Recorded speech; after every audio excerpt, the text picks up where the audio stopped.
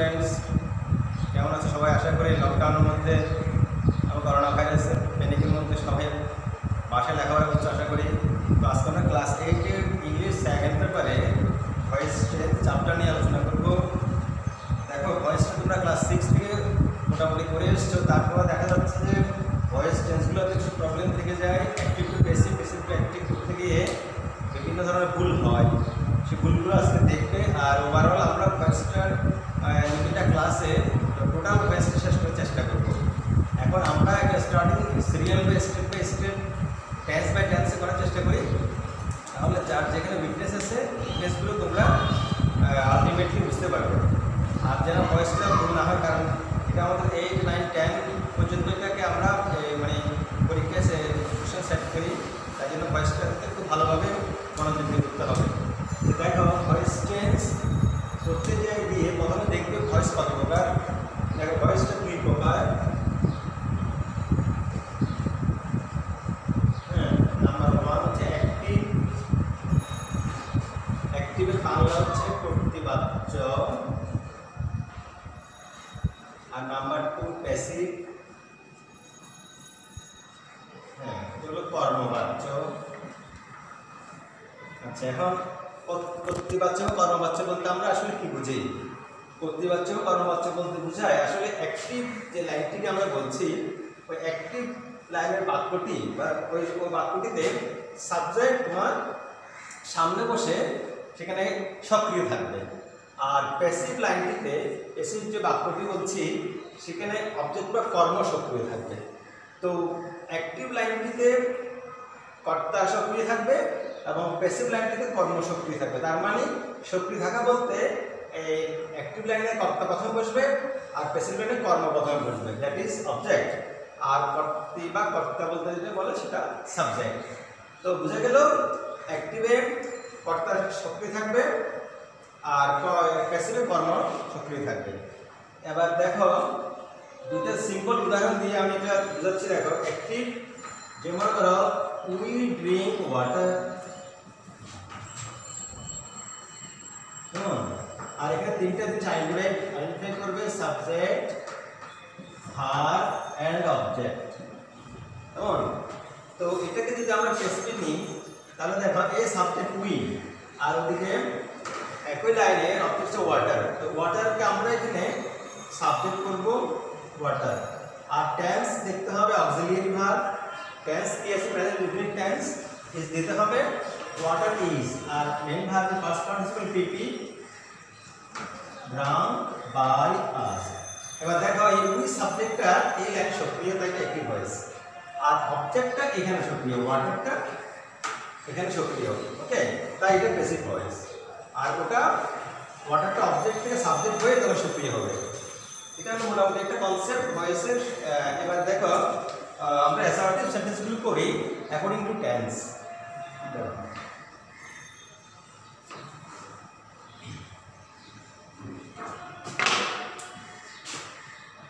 সবাই খাতায় নোট করলে ভালো হবে, কারণ হচ্ছে কি আমরা দু তিনটা ক্লাসে শেষ করবো, আর এগুলো এক জায়গায় রাখা দিলে ভালো হবে, নাহলে হারিয়ে যাবে, এগুলো পরে রিভিশন দিতে অসুবিধা হবে। তো অ্যাসার্টিভ সেন্টেন্স দেখো, অ্যাসার্টিভ সেন্টেন্স অনেকগুলো নিয়ম আছে, তার মধ্যে আমি স্টেপ বাই স্টেপ টেন্সে করি। প্রথমে দেখো, প্রেজেন্ট ইনডিফিনিট টেন্স।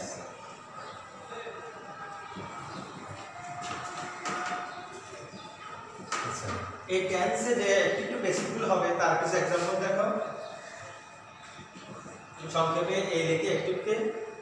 আচ্ছা, যেমন ধরো উই ইট রাইস, আগের মতো সাবজেক্ট, ভার্ব, অবজেক্ট আইডেন্টিফাই করবে, লিস্টটা দিতে হবে। এটাকে প্যাসিভ ফর্মে নিচ্ছি। দেখো, রাইস আগে আসলো, অবজেক্ট সাবজেক্ট ফর্মে চলে আসলো রাইস। আর দেখো প্রেজেন্ট ইনডিফিনিট টেন্স, তো আর আমি এই বাক্যটা দিচ্ছি প্রেজেন্ট ইনডিফিনিট টেন্সে। আর এখানে প্যাসিভ বাক্যটিতে একটা অক্সিলিয়ারি দিতে হবে টেন্স অনুসারে। দেখো, রাইস হচ্ছে আমার সাবজেক্ট সিঙ্গুলার, তাহলে এখানে ইজ দিলাম। এরপরে মেইন ভার্বের PP, rice is eaten by we হবে আস, তাহলে উই এর অবজেক্টিভ ফর্ম চলে যাবে আসে, তাহলে ভয়েসটা হয়ে গেল। আর সবসময় খেয়াল রাখবে যে টেন্সে তোমার ভয়েসটা দেওয়া হচ্ছে ওই টেন্সে তুমি এটাকে অল্টারনেট করবে। যেমন present indefinite tense, present indefinite tense যাবে। প্রেজেন্ট কন্টিনিউয়াস হিসাবে। তো এখন কথা হলো যে এই যে মনে করো স্ট্রাকচার একটা দেওয়া যায়, তবে স্ট্রাকচারগুলো বইতেও মোটামুটি এলেভেল বিস্তারিত পাবে। তারপর আমি একটা লিখি দেখো স্ট্রাকচারগুলো। স্ট্রাকচার বলতে passive structure, subject plus auxiliary am is alphabet, তারপরে মেন ভার্বের PP past participle plus by plus object. আর এই যে আমরা এখানে বাই দিলাম, এই বাইয়ের জায়গায় অনেক সময় টু, উইথ, অ্যাট এমন ওই জাতীয় কিছু প্রিপোজিশন থাকে, সবসময় বাই থাকে না। এটা নির্ভর করে তোমার সেটা সেন্টেন্সের উপরে। আচ্ছা এবার দেখো প্রথমে কি লিখেছি সাবজেক্ট স্ট্রাকচারে এটা দিলাম রাইস, অক্সিলিয়ারি ভার্ব যেকোনো একটা হবে সাবজেক্ট অনুসারে, যেটা এটার উপর নির্ভর করবে আমার অক্সিলিয়ারিটি কি হবে। তারপর মূল ভার্বের পিপি রিটেন দিলাম, বাই উইথ অবজেক্ট আস দিলাম। ওকে, এবার দেখি আমরা এখানে আর এবং ইজ কিভাবে হয়। তো তোমরা নাম্বার 2 एग्जांपल হিসেবে দিতে পারো সিরিয়ালি। এই দেওয়া হয় যে মনে করো she calls me, এটা ইনফিনিট টেন্সে প্রেজেন্ট একটা एग्जांपल একটা লাইন অ্যাক্টিভে দিলাম। এটাকে আমি প্যাসিভ করি দেখো, তাহলে আগের মতো আইডেন্টিফাই করে সাবজেক্ট ভার্ব অবজেক্ট। তাহলে মি কে যদি আমি প্যাসিভ সাবজেক্টিভ ফর্ম করি তাহলে আই হবে। কেমন? এবার দেখো আই এর সঙ্গে প্রেজেন্ট ইনফিনিট টেন্সে অক্সিলিয়ারি কি হবে এম, আই এম। তাহলে কল ওই মূল ভার্বের PP I am called by, she এর অবজেক্টিভ ফর্ম হবে হার। দেখো I am called by her. তাহলে আমি এখানে ওই আই এর সঙ্গে যেহেতু এম বসে ইনফিনিট টেন্স প্রেজেন্টে, তাই এখানে এম অ্যাডজাস্ট করেছি। এবার আমার লাইনটা প্যাসিভ ফর্ম হয়ে গেল। আচ্ছা তদ্রূপ আরও হবে, আর কখন হবে একটু দেখো, তাহলে একটু ক্লিয়ার হবে। যেমন লাইনটা যদি এভাবে দিই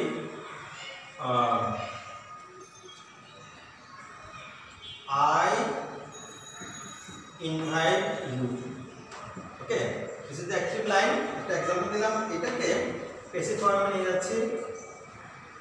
তাহলে দেখো ইউকে আমি এখানে সাবজেক্ট করছি, তাহলে ইউ এর সঙ্গে কিন্তু আমি ইজ বা এম দিব না, ইউর সঙ্গে আমরা আর দিয়ে করব you are invited by me.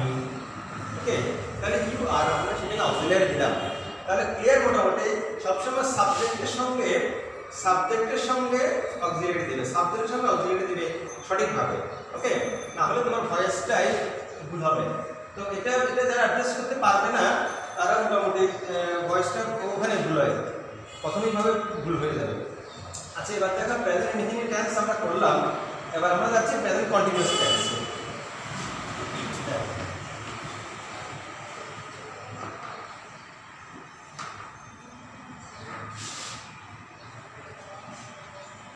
Present continuous tense. Okay. Now example দিচ্ছি দেখো আগের মতো। She is playing cricket. Okay. She is playing cricket. এটা আমাদের অ্যাক্টিভ একদম লাইন। আগের মতো আইডেন্টিফাই করে সাবজেক্ট, মূল ভার্ব এবং অবজেক্ট।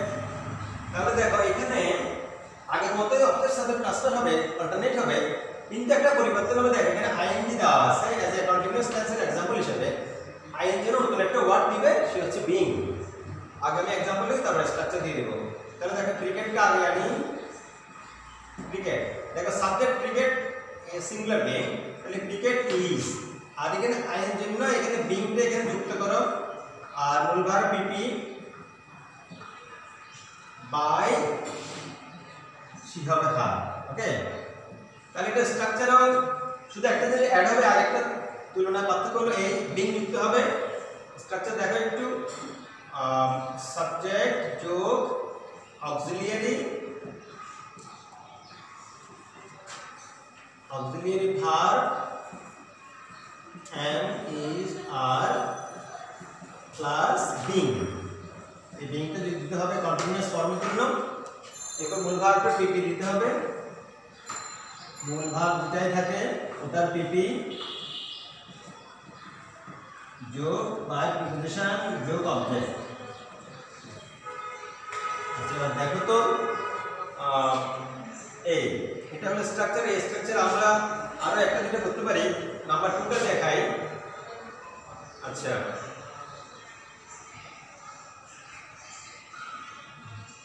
আচ্ছা এবার দেখো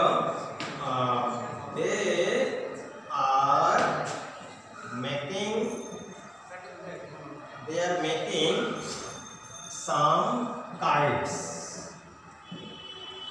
কাইটস তো বুঝতে পারছো তোমরা, কাইটস মানে ঘুড়ি, আবার কাইটস তো ইয়ে হয়, কাইটস তো বাস পাখি হয়। তোমার আচ্ছা এবার দেখো, তাহলে এখানে দেখো দে আর মেকিং, সাবজেক্ট করলাম, অবজেক্ট করলাম, সাম কাইটস, এটা হলো আমার মেন ভার্ব। ওকে, আর ওই স্ট্রাকচারে আমি এটাকে প্যাসিভ ভয়েস করতে যাচ্ছি। দেখো সাম কাইটস, সাম কাইটস, তাহলে দেখো এটা প্লুরাল কিন্তু দেওয়া আছে, আমার সাবজেক্ট প্লুরাল, সাম কাইটস প্লুরাল দেওয়া আছে।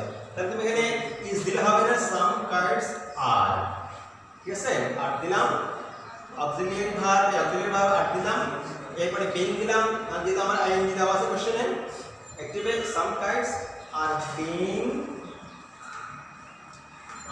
মেড করতে হবে বাই দেম, দে হবে দেম। ওকে, তাহলে এটা আমার হয়ে গেল, প্যাসিভ করা হয়ে গেল ইনফিনিট প্রেজেন্ট কন্টিনিউয়াস টেন্সের second verb.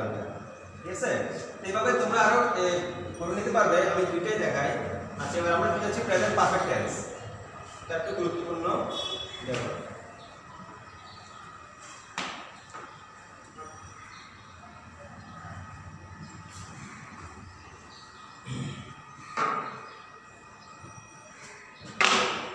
present perfect tense। ওকে, আচ্ছা দেখো প্রেজেন্ট পারফেক্ট টেন্স, এবার দেখো আমরা এর আগে বলে एग्जांपल দিচ্ছি। she have, তোমরা জানো এখানে পারফেক্ট ফর্মে have has আসবে, কেমন? তাহলে she has invited me, this is my example of active voice। she has invited me, আগের মতো সাবজেক্ট অবজেক্ট তুমি আইডেন্টিফাই করো, ভার্ব অক্সিলিয়ারি। ওকে, তাহলে মি কে সাবজেক্ট ফর্মে আনো আই। আচ্ছা এখন যেহেতু প্রেজেন্ট পারফেক্ট টেন্স লিখছি আমি, এবার দেখবে এটার সঙ্গে আমার অক্সিলিয়ারি কি মিলাতে হবে। যেহেতু পারফেক্ট ফর্ম, তাহলে সেখানে হ্যাভ বিন বা হ্যাজ বিন দিতে হবে। তাহলে আই এর সঙ্গে হবে হ্যাভ বিন, তাহলে আই হ্যাভ বিন। যেখানে তুমি হ্যাজ দেখবে এবং পাস্ট পার্টিসিপল দেখবে পারফেক্ট ফর্ম, তো সেখানে আনসারে প্যাসিভ ফর্মে হ্যাভ বিন হ্যাজ বিন দিতে হবে অক্সিলিয়ারি। যেহেতু আই, আমি হ্যাভ বিন দিলাম, তাহলে I have been invited, past participle I have been invited by, she হবে হার, she এ হার, বুঝা গেল তো না? আচ্ছা এবার দেখো স্ট্রাকচার দিলে একটু ক্লিয়ার হবে।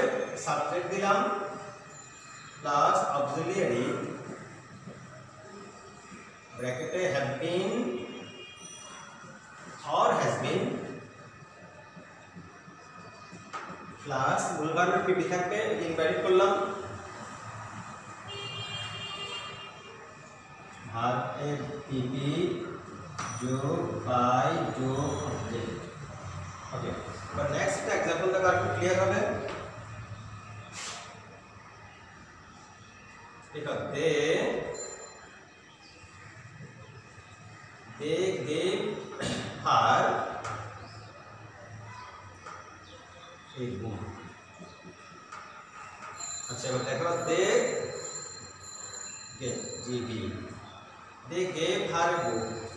তাহলে দেখো sorry, that is the example of present perfect tense, they have given, ঠিক আছে, they have given her a book। তাহলে আমি আইডেন্টিফাই করি আগের মতো সাবজেক্ট। আচ্ছা এখানে দেখো আমার মেইন ভার্বের পরে দুটো জিনিস দেখা যাচ্ছে, হার এবং এই বুক। তো দুটো অবজেক্টের মধ্যে এটা হলো অবজেক্ট 1, এটা হলো অবজেক্ট 2, ঠিক আছে। তাহলে হার এবং এই বুক দুটো অবজেক্ট যদি থাকে, তখনও কিন্তু করার নিয়মগুলো প্রথম যে অবজেক্টটা থাকে সেটা দিয়ে করে দেবে, তাহলে সহজ হবে। তুমি সেকেন্ড অবজেক্ট দিয়ে করতে পারো, তবে এটা না করাই ভালো। আমি তোমাদেরকে সাজেস্ট করবো প্রিন্সিপাল ভার্ব, মূল ভার্বের পরে যেটা অবজেক্ট থাকে তাহলে ওটাকে তুমি সাবজেক্ট করে করলে তোমাদের সহজ হবে।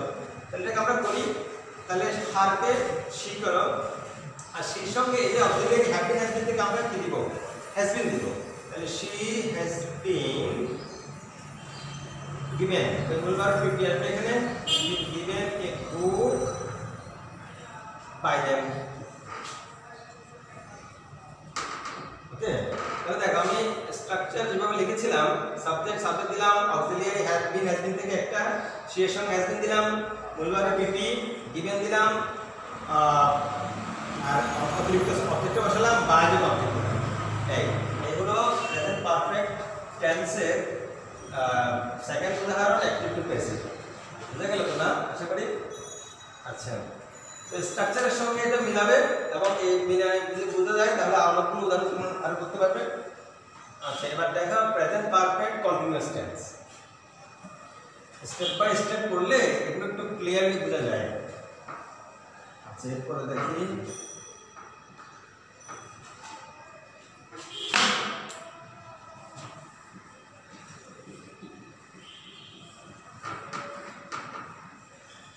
এটা আমাদের প্রেজেন্ট টেন্সের চতুর্থ টেন্স যেটা দেখি, এটা example, she has been doing the work, একটা এক্সাম্পল দিলাম আমি। আচ্ছা, she has been doing the work, তাহলে এটা হলো অ্যাক্টিভ বাক্যের একটা এক্সাম্পল। আগে তো আইডেন্টিফাই করো, কিভাবে ভয়েস করবো, সাবজেক্ট, দি ওয়ার্ক দেখা যাচ্ছে অবজেক্ট, এটা আমাদের প্রিন্সিপাল ভার্ব। ওকে, এটা auxiliary verb, has been auxiliary principal.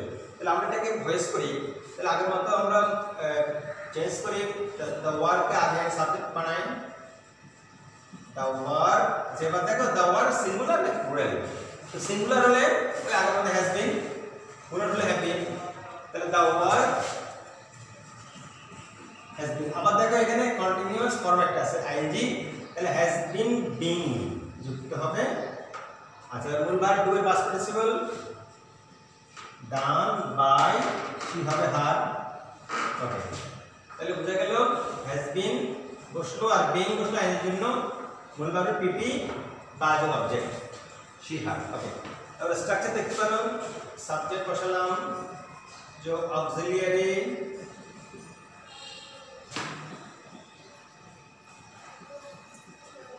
has been or have been,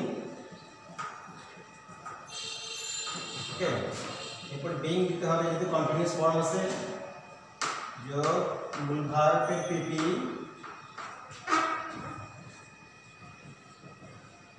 जो বাই প্লাস অবজেক্ট। ওকে, তাহলে আমরা আরেকটা উদাহরণ দিয়ে একটু ক্লিয়ার করে দেখাই। এরকমে সহজ একটা লাইন দিই, they have been playing football. Okay, তাহলে আগে আমরা আইডেন্টিফাই করি সাবজেক্ট, অবজেক্ট, অক্সিলিয়ারি এবং প্রিন্সিপাল ভার্ব। ওকে, তাহলে আমরা অবজেক্টকে সামনে আনি, ফুটবল। আচ্ছা, ফুটবল সিঙ্গুলার, তাও ওখানে কিন্তু হ্যাজ বিন হবে। সিঙ্গুলার হলে সবসময় হ্যাজ বিন যুক্ত হবে, প্লুরাল যদি হয় হ্যাভ বিন হবে, একটু খেয়াল রাখতে হবে। ফুটবল হ্যাজ বিন, এরপরে বিং, প্লেড পাস্ট পার্টিসিপল ভার্বের বাই দেম। ওকে, এরকম স্ট্রাকচার সঙ্গে মিলাতে পারো। এই স্ট্রাকচার দেখো, সাবজেক্ট দিলাম football, auxiliary have been has been, যেকোনো একটা সাবজেক্ট সিঙ্গুলার দেয়, হ্যাজ বিন দিলাম, বিং দিলাম এখানে, বিং, এরপর মূল verb PP, played by plus object by them. Okay, তাহলে আমরা প্রেজেন্ট পারফেক্ট কন্টিনিউয়াস টেন্সের কিভাবে অ্যাক্টিভিটিস করতে হবে সেটাও দেখালাম। তো মোটামুটি প্রেজেন্ট টেন্সের চারটে ফর্মে তোমাদের ক্লিয়ার হলো আশা করি। আচ্ছা, এবারে আমার তো 12টা টেন্সের মধ্যে প্রথম 10টা করলে মোটামুটি টেন্সগুলো ক্লিয়ার হবে। বাকি দুটো তেমন ইউজ নাই, এই জন্য আমরা এগুলো করবো না। আচ্ছা, পাস্ট টেন্সগুলো ভালো লাগবে। এবার দেখো পাস্ট টেন্স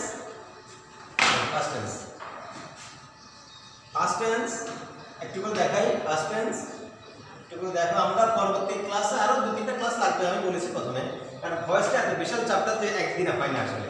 তুমি যদি অ্যাকুরেটলি প্রপারলি মানে ফুল বুঝতে চাও মিনিমাম 3টা ক্লাস লাগবে।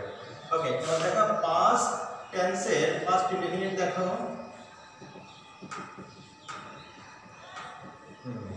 ভালো করে খেয়াল করবে, কারণ এখানে স্টুডেন্টরা এগুলোতে বেশি ভুল করে। আচ্ছা, এবার দেখো প্রথমে একটা এক্সাম্পল দিচ্ছি। she helped me। Okay, this is past. দেখো আমার ভার্ব মেন প্রিন্সিপাল ভার্বটা কিন্তু ফার্স্ট ফর্মে দিয়ে দিয়েছি। she helped me এক্সাম্পলটা পাস্ট ইনডিফিনিট টেন্স। এটাকে আইডেন্টিফাই করা হলো আগে মাত্র সাবজেক্ট, ভার্ব, অবজেক্ট। এর হলো মি কে আমরা আই তে ট্রান্সফার করি প্যাসিভ ফর্মে প্রথম লাইনে। এবার দেখো যেহেতু পাস্ট ইনডিফিনিট টেন্স, এখানে এম ইজ আর আসবে না, অক্সিলিয়ারি ওয়াজ বা ওয়ার দিতে হবে। তো আই যেহেতু সাবজেক্ট, আই শুধু ওয়ার বসে না, ওয়াজ বলবে। I was helped by, she হবে হার। আচ্ছা, স্ট্রাকচার দেখাই। সাবজেক্ট যোগ অক্সিলিয়ারি ওয়াজ বা ওয়ার, এই দুইটা থেকে তুমি বাছাই করবে। ইনডিফিনিট টেন্সগুলোতে ওয়াজ বা ওয়ার, এখানে আর কিছু হবে না। কেমন? সাবজেক্টের সঙ্গে ওয়াজ বা ওয়ার, যেটা সাবজেক্ট যেটা মিলে সেটাই। সাবজেক্ট যোগ অক্সিলিয়ারি ওয়াজ ওয়ার প্লাস মূল ভার্বের পিপি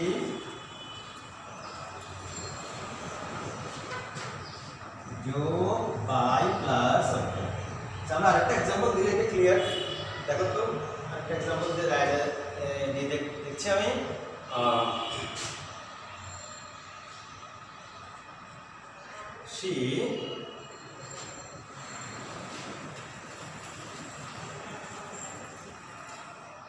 she rebuked them।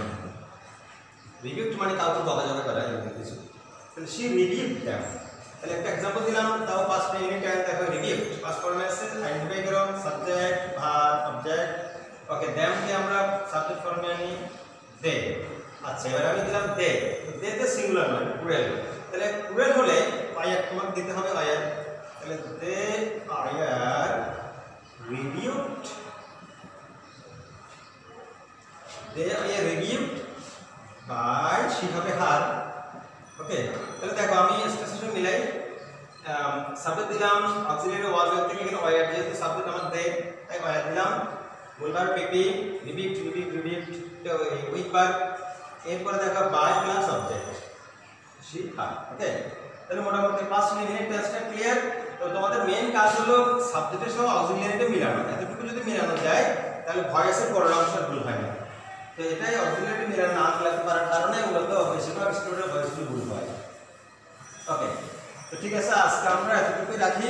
তারপর পরবর্তী ক্লাসে পরবর্তী স্টেপগুলো দেখাবো। তোমরা এক খাতা সবগুলো রাখলে ভালো হবে। ওকে, থ্যাংক ইউ ভেরি মাচ।